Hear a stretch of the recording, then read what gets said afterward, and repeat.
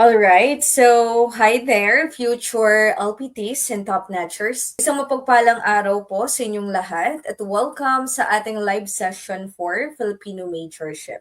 All right, so sa mga nandito na, kindly tag and mention your friends na pumarito na sa ating platform. Sapagkat ito po ay public live, so basically ito po ay open para sa lahat ng Filipino majors. So, grab nyo na po to. It's because right after this live ay ipaprivate na po natin to and only members can access this video sa atin pong private group. And by the way, sa gusto pong mag-join sa ating exclusive review group ay pwede pa po kayong humabol. Sapagkat lahat ng sessions is recorded kaya pwede nyo pong balikan anytime for mastery. Okay, so ilang days na lang board exam nyo na. Kumusta naman po yung pagre-review nyo? Okay pa po ba mga brain cells natin dyan? Kayang-kaya ho ba ang let? Of course, yes naman, 'di ba? Kayang-kaya at kakayanin para sa pamilya at para sa pangarap. So, i-claim na natin na lahat kayo ay magiging lisensyadong guro. Kayang-kaya niyo ho ang let. Okay, so sabi ni Ma'am Marianita, so hindi tayo nakapag-live kahapon kasi ang tendency kasi kapag maulan, yung internet connection din natin pawala-wala. So ngayon yung naging live session natin. Alright, so without further ado, let's start. So this is our session 15 for Filipino Majorship na kung saan ang atin hong tatalakayin ngayon ay hinggil sa maikling kwento at nobelang Filipino, panulaang Filipino at dulang Filipino. So disclaimer lamang po that all contents and intellectual property belong to the rightful owners. No copyright infringement is intended and it is for educational purposes only. Okay, so here is our reference and before we start with our question number 1, pakikomento nga po ang yung mga pangalan na may LPT with top notcher sa dulo.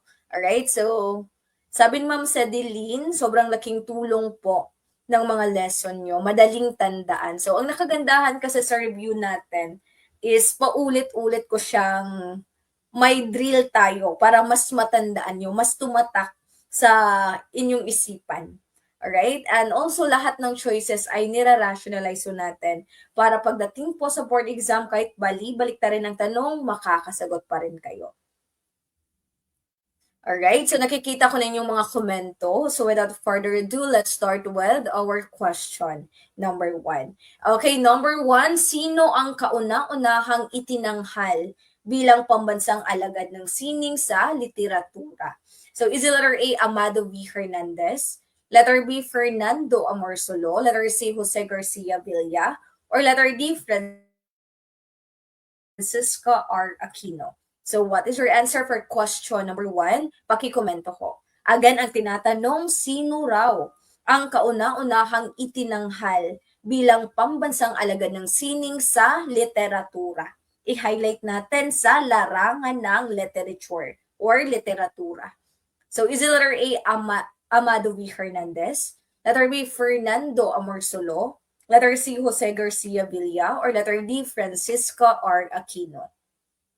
So what is your answer? Pakikomento ko. Again, inaanyayahan ko po ang lahat na mag-participate. Kahit mali yung ang inyong mga kasagutan, okay lang po yan. Ang importante, natututo kayo pagkatapos.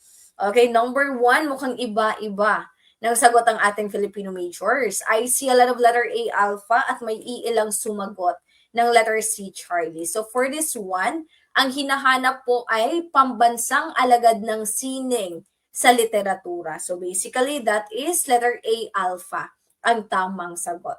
Again, for this one, this is letter A, Alpha. So marahil nalito kayo kay letter C, Charlie, kasi yan yung madalas na sagot online. However, for this one, may resibo tayo. Okay, from official gazette mismo, yung kinuha ko na resibo. So, ang kauna-unahang itinanghal bilang pambansang alagad ng sining sa literatura ay walang iba kundi si Amado V. Hernandez. At ang sumunod niyan ay walang iba kundi si Jose Garcia Villa. Again, ang nauna si Amado V. Hernandez. Sino ang sumunod? Sa kanyo pa isasagot. Si Jose Garcia Villa. And for this one, I stand with my answer. This is Amado V. Hernandez. Ito yung sinasabi ko sa inyo na sa review pa lang natin na piliin nyo po yung source na kayang ipagtanggol or i-defend yung kanyang answer. Hindi lang, ay, ito kasi yung sagot ni ganito, ganyan. No, dapat may resibo. Okay, marami kasi yung pwedeng mangyari sa isang puntos. Si Fernando Amorsolo naman, siya ay kauna-unahang pambansang alagad ng sining sa pagpipinta. Si Francisco R. Aquino naman ay sa larangan ng pagsayaw. Okay, so for this one, kapag larangan ng literatura, siya ay walang iba kundi si Amado V. Hernandez. Okay, sa kanyo pa isasagot si Jose Garcia Villa kung wala si Amado V. Hernandez. Alright, nakuha ko ba? So, I hope klaro po to. Kasi sa iba't ibang source, iba-iba rin yung sagot nila dyan. And for number 1, I stand with my answer. Naghanap talaga ako ng resibo. Okay, number 2, sa pagsusuri sa kayarian ng isang kwento, mahalaga ang pag-alam ng estilo ng author. Alin sa mga sumusunod ang tumutukoy sa estilo na kung saan ang simula ng kwento ay kakikitaan ng mga pahiwatig sa posibleng kahihinatnan ng pangyayari sa kwento. So, is it letter A, dialogo, letter B, reverse chronology, letter C, the foreshadowing, or letter D, the Dios ex machina? So, what is your answer for question number 2? Pakikomento ko. Again, ang hinahanap, pagsusuri sa kayarian ng kwento na kung saan kakikitaan ng mga pahiwatig. Okay, may mga clue. That is under. Okay, very good. Number 2, ano yung context clue na pwede nating i-highlight? That is kakikitaan ng mga pahiwatig. And that is letter C, Charlie, ang tamang sagot. Okay, for this one, kapag kakikitaan ng mga pahiwatig, mga senyales, that is under foreshadowing.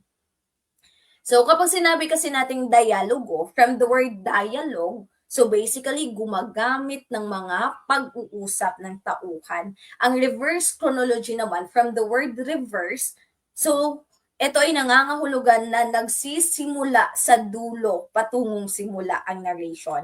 Ang Dios ex machina naman, ito ay naniniwala sa hindi kapanipaniwalang paglutas ng suliranin. Alright, so for this one, this is letter C, Charlie, ang tamang sagot. So ngayon talakayin natin ang iba't ibang pamamaraan ng narasyon. So una, we have dialogo. So again, ang tatandaan nyo, kapag dialogo, gumagamit ng pag-uusap, mga dialogue ng mga tauhan. Ang foreshadowing naman, nagbibigay ng mga pahiwatig o senyales sa kung ano yung magiging kahihinatnan ng kwento. Ang plot twist naman, ito yung tahasang pagbabago sa direksyon or inaasahang kalalabasan ng kwento. Ang ellipsis naman, ito yung iniaalis mo ang ilang yugto ng kwento na kung saan hinahayaan ang mambabasa na magpuno sa naratibong antala. Ang comic book death naman, ito yung pinapatay yung mahahalagang karakter, then later on nabubuhay ulit. So that is under comic book death. Ang reverse chronology naman, okay, again from the word reverse, so nagsisimula sa dulo patungong simula. Ang en medias res naman, ito yung pamamaraan ng narasyon na kung saan nagsisimula sa kalagitnaan ng kwento yung narration or gumagamit ng mga flashback. Ang Dios ex machina naman, lantad ang paggamit ng di kapanipaniwalang paglutas ng suliranin. Are you familiar with mga Indian movies? Yung mga lumilipad? So that is under the Dios ex machina. Okay, number 3, alin sa mga sumusunod ang tumutukoy sa estilo na kung saan ito ay pag-aalis ng ilang yugto ng kwento na kung saan hinahayaan ang mambabasa na magpuno sa naratibong antala. So, is it letter A, ellipsis, letter B, reverse chronology, letter C, foreshadowing, or letter D, Dios ex machina? So, may nagtatanong kung recorded po ba to? Yes, it is recorded. However, ang taging makaka-access lang po nito is mga member sa ating private group. Okay, one of their perks sapagkat nag-avail sila sa program natin. So, our final coaching, 2 araw yung final coaching natin. So, kung nagdadalawang isip pa rin kayong mag-join, nasa sa inyo na po yan. Again, majorship nyo po is 40% sa inyong overall na rating. Kasing bigat ng proof ed ang ating majorship. Okay, number 3, ano yung context clue na pwede nating i-highlight? Again, ano yung context clue na pwede nating i-highlight?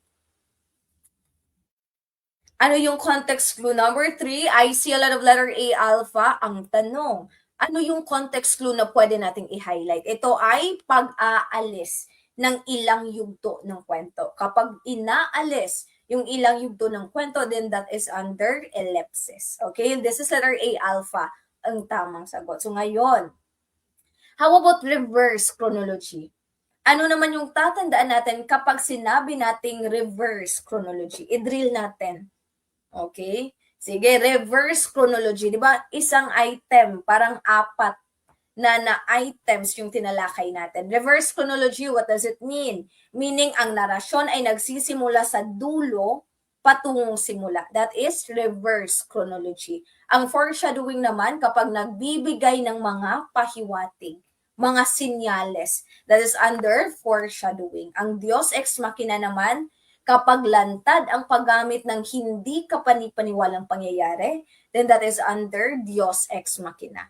So, for this one, this is letter A alpha, ang tamang sagot. Okay, number 4.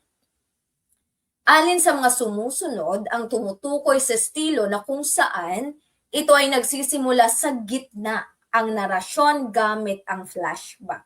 So, is it letter A, ellipsis, letter B, reverse chronology, letter C, the foreshadowing, or letter D, the en media res? So, what is your answer for question number 4? Pakikomento ko. Andiyan na po yung clue. Again, ano yung context clue na pwede nating i-highlight for question number 4? Nagsisimula sa gitna. Kabaliktaran ng reverse chronology. So that is letter D, delta, ang tamang sagot. Yan po ay tinatawag nating en media res. Okay, this is letter D, delta. Number 5. Alin sa mga sumusunod ang tumutukoy sa estilo na kung saan pinapatay ang mahahalagang karakter ngunit kalaunan ay biglang lilitaw upang magbigay linaw sa kwento? Ito yung katulad ni Coco Martin, namamatay tapos biglang nabubuhay. So saan yan under? Is it letter A, the comic book death? Letter B, the plot twist? Letter C, the foreshadowing? Or letter D, the en media res? So what is your answer for question number 5? Pakikomento ko. Okay, number 5, ano yung context clue muna natin na pwede nating i-highlight? As early as now, i-practice nyo po yung paghahanap ng context clue. Okay, number 5, kapag pinapatay ang mahahalagang karakter, then later on biglang nabubuhay, then that is under the comic book death. Letter A, alpha, ang tamang sagot. So kapag sinabi kasi nating plot twist, ito yung tahasang pagbabago ng isang kwento. That is plot twist. Ang foreshadowing naman kapag nagbibigay ng mga pahiwatig. Ang en media res naman kapag ang narasyon ay nagsisimula sa gitna. Media, middle. Alright? Para mas mabilis niyong matandaan.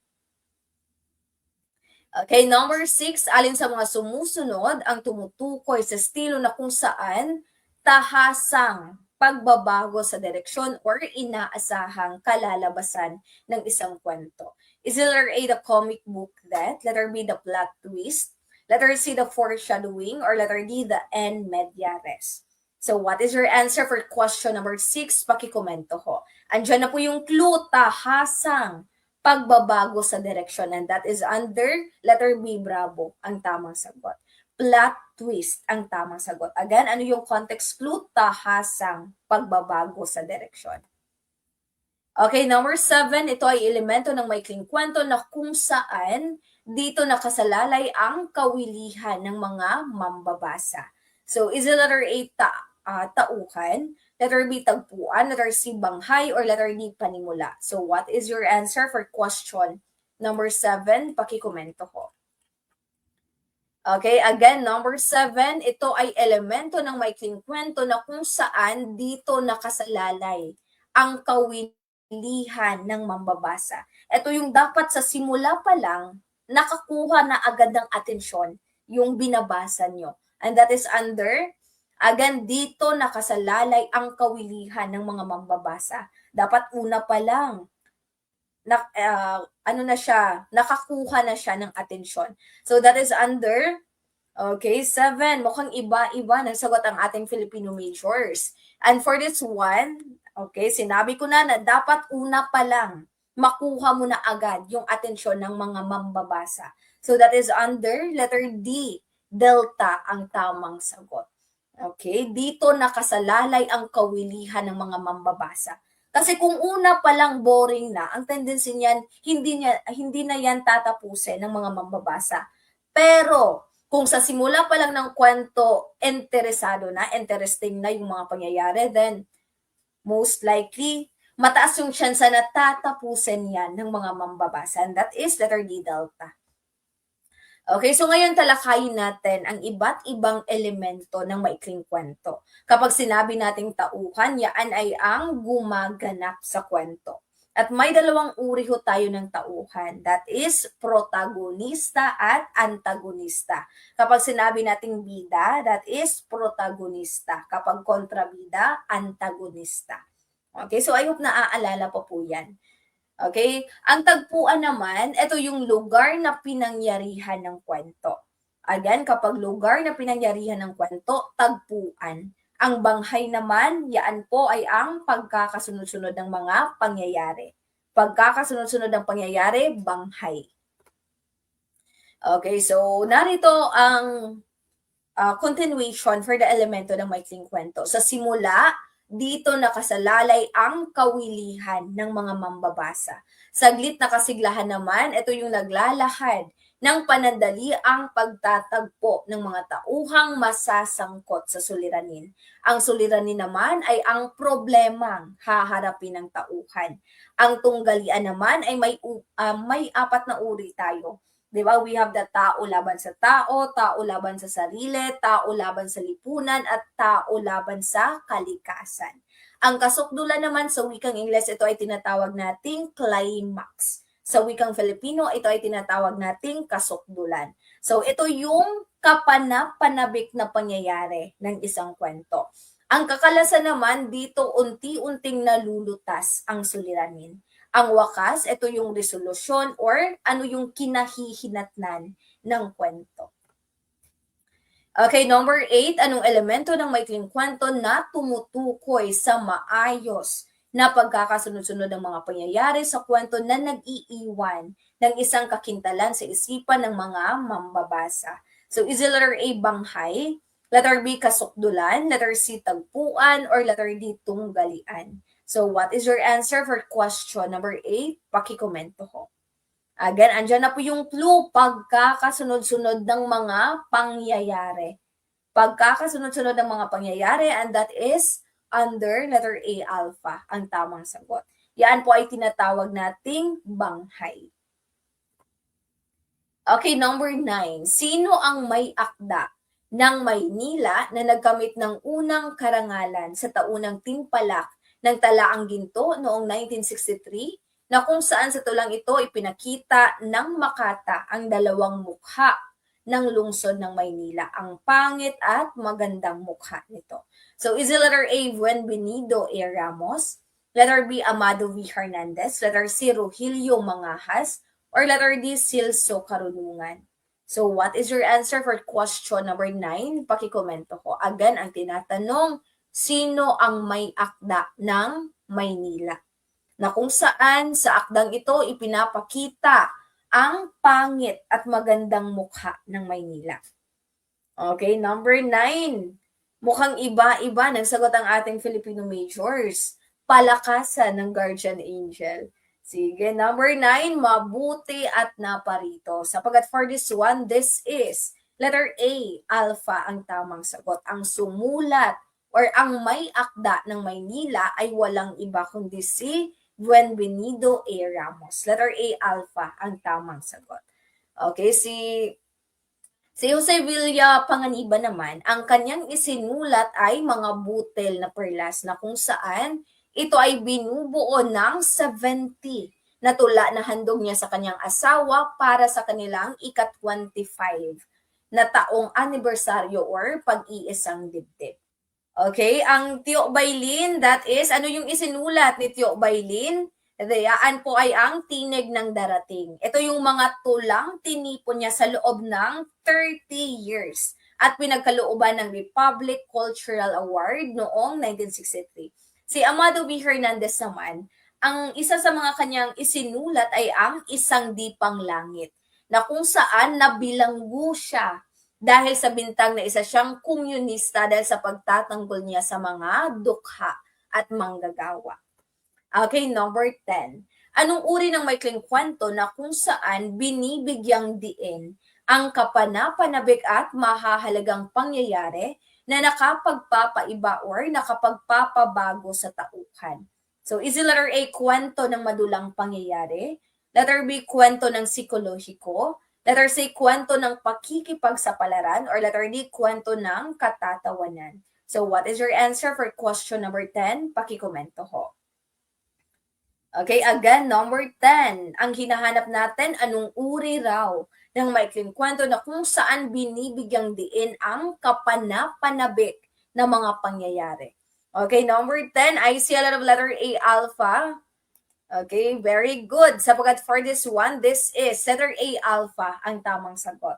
Ano yung context clue natin? Kapag binibigyang diin ang kapanapanabik na mga pangyayari, then that is under kwento ng madulang pangyayari. So ngayon talakayin natin ang iba't ibang uri ng maikling kwento. Diba? Yan yung nakagandahan kapag marunong kayong maghanap ng context clue. Kahit hindi nyo alam yung concept, kung marunong kayong maghanap ng context clue na iuugnay nyo, then mataas talaga yung chance na magtatap at papasa kayo sa board exam. Okay, so balik tayo, talakayin natin ang iba't ibang uri ng maikling kwento. Una, sa kwento ng tauhan. So inilalarawan ang mga pangyayaring kaugalian ng mga tauhang nagsisiganap upang mabigyan ng kabuuan ang pag-unawa sa kanila ng isang mambabasa. Sa kwento ng katutubong kulay naman, okay, binibigyang diin ang kapaligiran at pananamit ng mga tauhan. Sa kwentong bayan naman, nilalahad ang mga kwentong pinag-uusapan sa kasalukuyan ng buong bayan. Sa kwento ng kababalaghan naman, ito yung pinag-uusapan ang mga salaysaying hindi kapani-paniwala. So baka malito kayo pagdating sa board exam between sa kwento ng kababalaghan at sa kwento ng katatakutan. Kapag hindi ka panipaniwala, then that is under sa kwento ng kababalaghan. Kapag mga pangyayaring kasindak-sindak, katakot-takot, so basically that is under kwento ng katatakutan. Alright, nakuha ho ba? Again, kapag hindi ka panipaniwala, that is under kababalaghan. Kapag kasindak-sindak ng mga pangyayari, then that is under kwento ng katatakutan. Okay? Mas maigi na yung ngayon pa lang, clear na. Okay? Number 6. Sa kwento ng madulang pangyayari, ito yung hinahanap natin kanina. Kapag binibigyang diin ang mga mahahalagang pangyayari at mga kapanapanabik ng mga pangyayari, then that is under kwento ng madulang pangyayari. Ang kwento ng psikologiko naman, ito yung ipinadarama sa mga mambabasa ang damdamin ng isang tao sa harap ng isang pangyayari at kalagayan. Again, kapag ipinadarama sa mga mambabasa ang damdamin ng isang tao, then that is under kwento ng psikologiko. Ang kwento ng pakikipagsapalaran naman, nasa balangkas ng pangyayari ang interes ng kwento. Sa kwento ng katatawanan naman, ito ay kapag nagbibigay aliw at nagpapasaya sa mambabasa. Ang kwento ng pag-ibig naman, of course, kapag tungkol sa pag-iibigan ng dalawang tao. Okay, number 11, anong uri ng maikling kwento na kung saan ito ay bihirang isulat sapagkat may kahirapan ang paglalarawan ng kaisipan. Andyan na po yung clue. Involve yung kaisipan. Sige, you analyze. Is the letter A, kwento ng madulang pangyayari?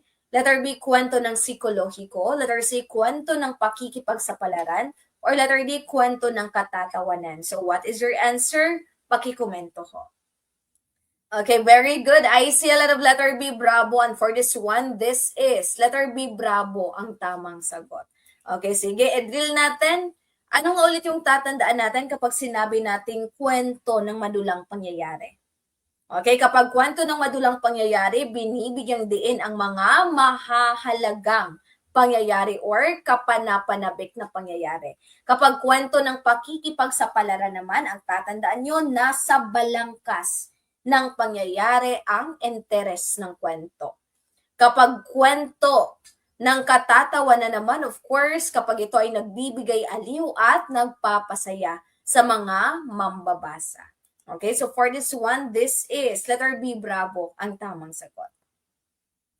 Okay, number 12, anong uri ng maikling kwento na kung saan binibigyang diin ang kapaligiran at mga pananamit ng mga tauhan, ang uri ng pamumuhay at hanapbuhay ng mga tao sa nasabing pook. So, is it letter A, kwento ng madulang pangyayari? Letter B, kwento ng psikolohiko? Letter C, kwento ng pakikipagsapalaran? Or letter D, kwento ng katutubong kulay? So, what is your answer for question number 12? Pakikomento ko. Klarong-klaro. Binibigyang diin ang kapaligiran at mga pananamit ng tauhan. Ang pinakasikat na halimbawa nito ay ang Suyuan sa Tubigan ni Macario Pineda. Saan yun under? And that is letter D, Delta. Kwento ng katutubong kulay. Okay, 13. Anong awiting bayan ang awit ng pag-ibig na ginagamit sa panghaharana ng mga Bisaya? So, is it letter A, kundiman? Letter B, balitaw? Letter C, salagintok? Or letter D, sambutani? So, what is your answer for question number 13? Pakikomento ko. Again, ang tinatanong, ito ay awit ng pag-ibig na ginagamit sa panghaharana ng mga Bisaya. Okay, 13. Mukhang iba-iba nagsagot ang ating Filipino majors. Sige, bakit iba-iba ng sagot? Awit ng pag-ibig ng mga Bisaya. Okay, 13. Mukhang iba-iba nagsagot ang ating Filipino majors. Mabuti at naparito. Sapagkat for this one, kapag awit ng pag-ibig ng mga Bisaya, then that is under letter B, bravo, ang tamang sagot. Again, for this one, this is letter B, bravo. Pag sinabi kasi natin kundiman, yan po ay awit ng pag-ibig ng mga Katagalugan. Ang tinatanong sa number 13, Bisaya, hindi Tagalog. Okay, ito yung sinasabi ko sa inyo na basahing maigi ang tanong. Sapagkat sa isang salita or dalawang salita ay pwedeng mabago ang kasagutan. So for this one, awit ng pag-ibig sa Bisaya ang tinatanong. So this is under balitaw. Pero kapag ang tinatanong sa word, awit ng pag-ibig ng mga Katagalugan or ng Tagalog, then that is under kundiman. Ang salagintok naman, ano yung tatandaan nyo? Sige, nais kong hintayin ang inyong mga kasagutan. Ito yung madalas lumabas sa Gen Ed natin. Salagintok. Ano yan? Sambutane, salagintok, mga awiting bayan yan. Kapag sinabi nating salagintok, yan po ay awit ng salagintok. Sige. Tingnan natin kung naaalala pa ba. Very good. Yan po ay awit ng pakikipagkaibigan. Ang sambutani naman, yan po ay awit sa tagumpay. Okay, i-drill natin kapag awit ng pag-ibig ng mga Tagalog, kundiman. Kapag awit ng pag-ibig ng mga Bisaya, balitaw. Kapag awit ng pakikipagkaibigan, salagintok. Kapag awit ng tagumpay, then that is under sambutani. So for this one, this is letter B, bravo ho, ang tamang sagot. Okay, sabi ni Sir Samuel, God bless po, Filipino major, makinig kay Teacher Joyce. Okay, dati kasi alas 3 ng hapon ako nagla-live, kaya yung tilaok ng manok namin rinig na rinig. So maraming salamat po sa ating mga LPTs na patuloy na nagre-recommend sa akin. So hindi kasi ako mahilig mag-post. So basically, maraming salamat sa recommendation nyo. Okay? Sige. So ngayon talakayin natin ang iba't ibang awit ng pag-ibig. So una, we have Balitaw. Ano nga ulit yung tatandaan natin? Kapag awit ng pag-ibig ng mga Bisaya, Balitaw. Kapag awit ng pag-ibig ng mga Tagalog, Kundiman. Ang dalit naman, ito yung awit na panrelihiyon or himno ng pagdakila sa may kapal. Ang Diona naman, ito yung awit sa pamamanhikan or kasal. Ang awit sa patay naman, that is Dungaw. Kumintang is awit sa pakikidigma. Ang kutang-kutang naman, ito yung awiting karaniwang inaawit sa lansangan. Ang suliranin is awit ng mga manggagawa. Maluway, awit sa sama-samang paggawa. Ang uyayi naman, ito yung madalas lumabas sa GenEd. Ito yung awit sa pagpapatulog ng bata. Ang pangangaluwa naman, ito yung awit sa araw ng mga patay. Ang sambutani, awit ng pagtatagumpay. Ang talindaw is awit sa pamamangka. Ang salagintok is awit sa pakikipagkaibigan. Okay, number 14, sino ang itinuturing na ama ng panitikang Ingles? So, is it letter A, Francis Bacon, letter B, Edgar Allan Poe, letter C, Geoffrey Chaucer, or letter D, Alejandro Abadilla?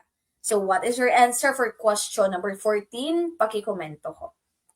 Okay, again, number 14, ang tinatanong, sino ang itinuturing na ama ng panitikang Ingles? Again, ama ng panitikang Ingles. Okay, number 14, mabuti at naparito sapagkat iba-iba ng sagot ang ating Filipino majors, but I see a lot of letter C, Charlie. So for this one, ang tamang sagot kapag ama ng panitikang Ingles, siya ay walang iba kundi si Geoffrey Chaucer. Letter C, Charlie, ang tamang sagot. Si Francis Bacon naman, ang tatandaan nyo, siya yung kinilala na ama ng sanaysay sa Pransya. Si Edgar Allan Poe naman, ama ng maikling kwento sa buong mundo. Si Alejandro Abadilla naman, siya yung kinilala bilang ama ng sanaysay sa Pilipinas. Kapag ama ng panitikang Ingles, then that is Geoffrey Chaucer. Alright, nakuha ho ba? Again, sige, i-drill natin kapag Francis Bacon, ama ng sanaysay sa Pransya. Si Edgar Allan Poe, ama ng maikling kwento sa buong mundo. Si Alejandro Abadilla is ama ng sanaysay sa Pilipinas. So for this one, this is letter C, Charlie, ang tamang sagot.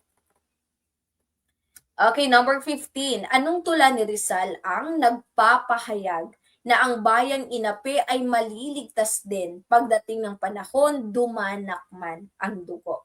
So is it letter A, Kundiman, letter B, El Consejo de los Dioses, letter C, the Mi Ultimo Adios, or letter D, Mi Piden Versos? So what is your answer for question number 15? Pakikomento ko. Again, ang tinatanong, anong tula ni Rizal ang nagpapahayag na ang bayang inapi ay maliligtas din pagdating ng panahon? Dumanak man, kahit dumanak man ang dugo. Number 15, mukhang iba-iba ng sagot ang ating Filipino majors. And for this one, this is letter A, Alpha, ang tamang sagot. Diba? I see a lot of letter B, Bravo. Mabuti at naparito. Sabagat for this one, this is letter A, Alpha, ang tamang sagot. Yan po ay pinamagatang kundiman. So, ang Mipiden Versos kasi, ang translation nito sa wikang Filipino ay hiningan nila ako ng mga tula. Ito yung isinulat ni Rizal pagdating sa Madrid nang nakadama siya ng lungkot, kung kaya't isinulat niya ang tulang ito. Ang El Consejo de los Dioses naman, ito yung ang kapulungan ng mga bathala. Ito ay isang dula patungkol sa paghanga ni Rizal kay Cervantes. Ang Mi Ultimo Adios naman, ang huli kong paalam, ito yung kahuli-hulihang naisulat na tula ni Rizal bago ang kanyang execution. Ang Kundiman naman, ito yung tula ni Rizal na nagpapahayag na ang bayang inapi ay maliligtas din pagdating ng panahon, dumanak man ang dugo. So for this one, this is letter A, Alpha. Diba? Mabuti at naparito. Okay, number 16. Ang tulang ito ay nagsasaad na malaki ang tiwala ni Rizal sa mga kabataan ang mag-uunlad sa bayan. Is it letter A, a la Juventud Filipina. Letter B, El Consejo de los Dioses. Letter C, Mi Ultimo Adios. Or letter D, Kundiman. So, what is your answer for question number 16? Pakikomento ko. Again, ang tinatanong, anong tula ang nagsasaad na malaki ang tiwala ni Rizal na ang mga kabataan ang mag-uunlad sa bayan? Yan ay ang, okay, very good. That is letter A, Alpha. A la Juventud Filipina. This is letter A, Alpha. Okay, 17. Anong akda ni Andres Bonifacio ang bumabanggit sa kasaysayan ng Pilipinas? Ang kaunlarang tinatamasa ng bansa bago dumating ang mga Kastila at ang mga kaapihan ng mga Pilipino sa kamay ng Kastila. So, is the letter A, huling paalam? Letter B, pag-ibig sa tinubuang lupa? Letter C, ang dapat mabatid ng mga Tagalog? Or letter D, katapusang hibik ng Pilipinas? So, what is your answer for question number 17? Pakikomento ko. Okay, 17. Iba-iba ng sagot ang ating Filipino majors. Sige, mabuti at naparito. Again, ang tinatanong, anong akda ni Andres Bonifacio ang bumabanggit sa kasaysayan ng mga Pilipinas? And that is letter C, Charlie, ang tamang sagot. Yan po ay pinamagatang ang dapat mabatid ng mga Tagalog. Ito ay tungkol sa tinatamasa ng bansa bago dumating ang mga Kastila at ang mga kaapihan na naranasan ng mga Pilipino sa kamay ng mga Kastila. So that is letter C, Charlie. Okay, so ngayon talakayin natin ang iba't ibang akda ni Andres Bonifacio. Kapag sinabi nating huling paalam, ito yung isinalin niya sa Tagalog na akda ni Rizal na Mi Ultimo Adios. Ang pag-ibig sa tinubuang lupa naman, ito yung tulang naging katulad din ng pamagat kay Marcelo del Pilar. Ang dapat mabatid ng mga Tagalog naman, ito yung akda ni Bonifacio na bumabanggit sa kasaysayan ng Pilipinas. Ang katapusang hibik ng Pilipinas naman, ito yung tula na isinulat ni Andres Bonifacio pa rin na nagpapahiwatig ng hinanakit sa bayan. Okay, number 18. Ito ay isinulat ni Harriet Beecher Stowe ng Estados Unidos na tumawag ng pansin sa kalagayan ng mga alipin at naging batayan ng simulain ng demokrasya. So, is it letter A, The Book of the Dead? Letter B, Uncle Tom's Cabin? Letter C, Divina Comedia? Or letter D, Nuestra Señora del Rosario? So, what is your answer for question number 18? Pakikomento ko. Basic na lang to sa inyo. Again, kapag anong akda ang naging batayan ng simulain ng demokrasya, that is under Uncle Tom's Cabin. Letter B, Bravo, ang tamang sagot. Again, for that one, that is letter B, Bravo. Okay, number 19. Ito ay isang mahabang tulang pang-awit bilang handog sa isang dalagang may kaarawan. Kilala rin ito sa Katagalugan dahil sa pagpapatong ng kurunang bulaklak sa dalaga. So, is it letter A, sinakulo, letter B, kurido, letter C, ang panunuluyan, or letter D, ang panubong? So, what is your answer for question number 19? Pakikomento ko. Okay. Sige, number 19, again, pagpapatong ng kurunang bulaklak sa taong may kaarawan. And that is ang panubong. Letter D, delta, ang tamang sagot. How about sinakulo? Sige, tingnan natin kung naaalala pa ba. Ano naman yung tatandaan natin kapag sinabi nating sinakulo?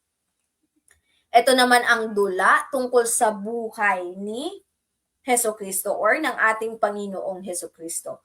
Ang kurido naman, kapag sinabi nating kurido, ano nga ulit yung pinakasikat na halimbawa that is under kurido? Yan ay ang Ibong Adarna. So, ang Ibong Adarna ay binubuo ng ilang pantig sa bawat talunto, that is 8. Ang panunuluyan naman, ito ay dula tungkol sa paghahanap ng matutuluyan ni Berheng Maria sa kanyang panganganak. So, for this one, this is letter D, delta, ang tamang sagot. Okay, number 20. Isa sa mga ito ang kilala or malimit banggitin bilang tungkod ng tulang Tagalog. So, is it letter A, Francisco Soc Rodrigo? Letter B, Felipe de Jesus. Letter C, Julian Cruz Balmaceda. Or letter D, Jose de la Cruz. So what is your answer for question number 20? Pakikomento ko. Again, ang tinatanong, sino yung isa sa mga malimit banggitin bilang tungkod ng tulang Tagalog? Okay, malimit banggitin bilang tungkod ng tulang Tagalog ay walang iba kundi si. Okay, number 20, mukhang iba-iba ng sagot ang ating Filipino majors. Mabuti at naparito. Sapagkat for this one, this is letter D, Delta ang tamang sagot. Okay, kapag malimit banggitin bilang tungkod ng tulang Tagalog, that is Jose de la Cruz. Kapag unang tunay na Makata, siya ay walang iba kundi si Felipe de Jesus. Again, kapag unang tunay na Makata ang tinatanong sa word exam, Felipe de Jesus. Kapag malimit banggitin bilang tungkod ng tulang Tagalog, siya ay walang iba kundi si Jose de la Cruz. Si Francisco Soc Rodrigo naman, siya ang sumulat ng Sa Pula sa Puti. Si Julian Cruz Balmaceda naman, siya ang sumulat ng Ang Bunganga sa Pating. Okay, so for this one, this is letter D, Delta. Maraming salamat po at dalangin ko na sana ay may natutunan kayo sa araw na ito. And sa mga hindi pa po nakaka-join, kung may mga friends pa po kayo dyan, pwede pa po silang mag-join sa program natin. Mas marami, mas masaya po. Alright, so maraming salamat at maghapunan na tayo. Sige, I hope may natutunan kayo sa ating live session ngayon.